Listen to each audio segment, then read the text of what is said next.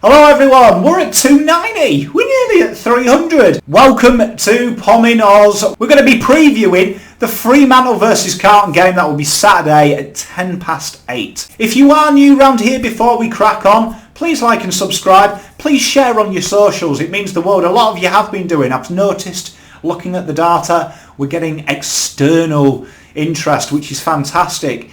If you want, please drop a like and a sub though, it means the world to me. It really does help the channel grow. And while we're in lockdown, it gives me something to look forward to, seeing them numbers go up. And we'll start off with the Saturday game, and it's going to be a huge game, this one at the Optus. We've got a lot of good memories last time, you know, the banana from Old Murph, against all odds, no Kerno, no Crips, and we got the chocolates. And we know that that is going to be an incentive for this side to really fire. This is really a must-win game. We're 2 in a row losses at the moment. We don't want 3. It kind of really takes away that great start to the year. And Fremantle is a team in kind of makeup and experience that is very similar to ours. They have some senior players, your Mundys and co, like Carlton have Simo and co, players who have got a lot of game time in there, but they have a very young core. Your Brayshaw and your Chera this year, they've really stepped up. They're really starting to become a formidable force. Now, when we look at how Fremantle play, if we go back to my Blue of Broad video, when we did the Analytics Corner, the Rivals series, we talked about what Longmuir would bring to them. Now, one of the things that we talked about was kicking efficiency, with the ability to kick. Collingwood are a very kick-heavy side. Longmuir helped develop that pattern of play, and we're seeing that with Fremantle now. They are very, very, very kick efficient. They look to utilise all ends of the ground, as much space as possible. They've shot up from 17th to 1st in marks. They look to kick and mark, and they look to gain territory, as opposed to gain territory, they look to gain actual territory physically with possession. They're a very heavy possession-based side, and this is one of the keys to beating them. You've got to stop them chains. If you watch Hawthorn game, they came very hard in the 4th. Hawthorn threw everything at it, like they did against us. And it was the presence of mind of their young players to really take responsibility, making 50-metre kicks backwards, take pressure off, take time off the clock, look to kick mark, build chains of possession. And it ultimately won them the game because they managed to alleviate any fire before it started. And it's a very talented side. If you look across all facets of the ground, backline, followers, midfield and forwards, these guys have got very good players all around the ground that tick the boxes. And let's have a look at some of them. If we look at the back line, they've played Cox down back, which was for some people madness, but he's really developed. They're missing some key personnel, you know, in your Pierces and co. But Nathan Wilson has been absolutely phenomenal down the back. Ryan, for me, is one of the most underrated halfbacks in the competition. This guy is an absolute gun. And for me, you talk about your Lairds, you talk about your Lloyds, this guy is equal in every sense of the word. He's a player that can really hurt you. He can find the ball and really create score launches. He's their doc, and he's very dangerous. When we're looking down back there is a lot of tools. They've got intercept markers, they've got good ball users, and they look to transition it very well with a kick inside the corridor and really set up a score launch. These guys match up well against all. They've only got probably one genuine tall, and that's why there's probably talk of Jesse Hogan trying to play that Darcy Moore type role, which will be intriguing if it does happen. But for me, there is a point there that you can beat them. With McKay meant to come back, TDK resting in the forward line, you have got a crux of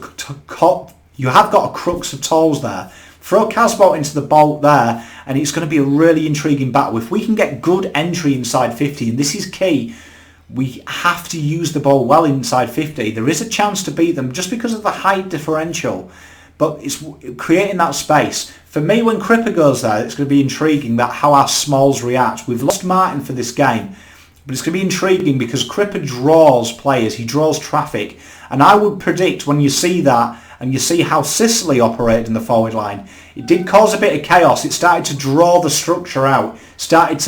When he started to take a couple of marks early on in the 4th, you started to see them smalls and the defensive structure permeate to Sicily. And that'll be something that Carlton maybe will be looking to exploit. If you throw Cripper in there, he does draw players. He's like a magnet, a threat. Be intriguing to see what we do. And there is an option there for Carlton.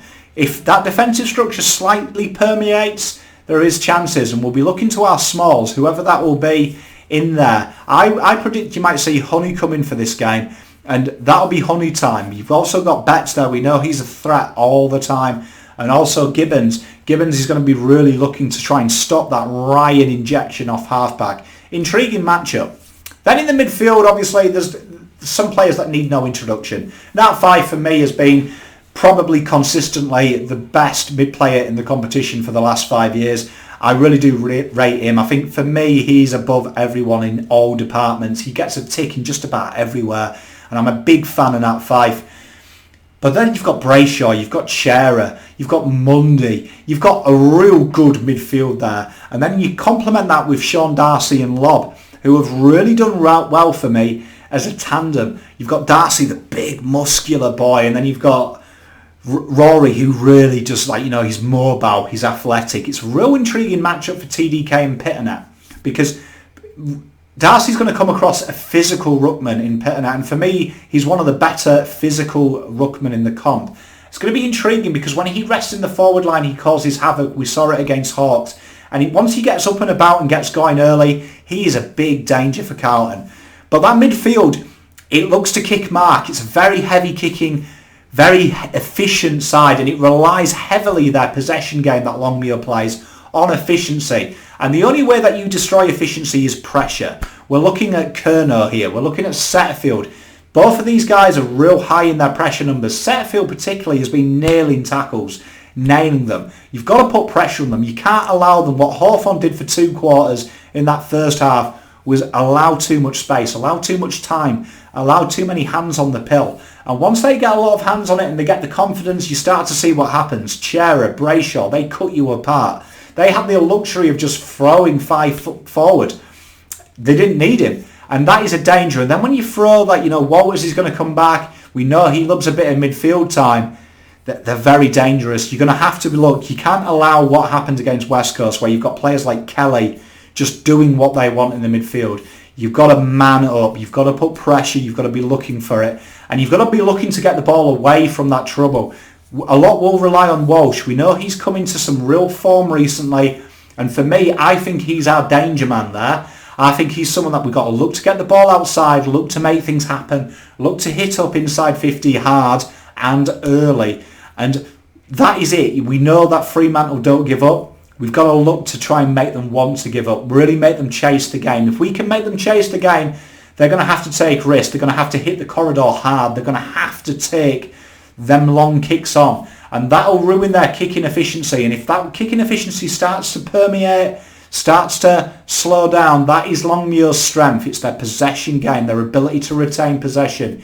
You want to make them chase it. You want to make them shelve the game plan. In the forward line for Carlton, and in the forward line for Fremantle, there is some threats. You've got Taberner there. He's up there with Papley and co, who's kicked a goal every game this year. He's a danger. He just finds it. He drops deep. Very like McKay, he drops onto the flank to get the ball, and he somehow also gets into that deep, far forward position.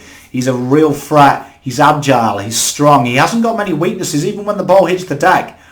He's very, very aloof. He very gets the ball and he gets that handball away, looking for them outside runners as well. Very talented forward. He's a very awkward matchup. Wheatering's going to have his hands full there. Now, Wheatering has got a real good one-on-one ratio, but this is where he's going to have to really look to take Taberner deep. That's what he wants to do. He wants to take him deep. He wants to get him just one-on-one, and that's where Wheatering will find strength. What Taberner does well in these situations is he brings other players in. He takes the key forward. He taps it on. He brings it to ground. That's a forgotten facet of Taberner's game. He's a real good key forward. Then they've got the smalls, like them smalls there. You've got your Crodens, you've got your Schultz. These guys are dangerous because not only did they stop the halfbacks playing, but they're very efficient with the ball on deck as well. These guys are going to be a real worry.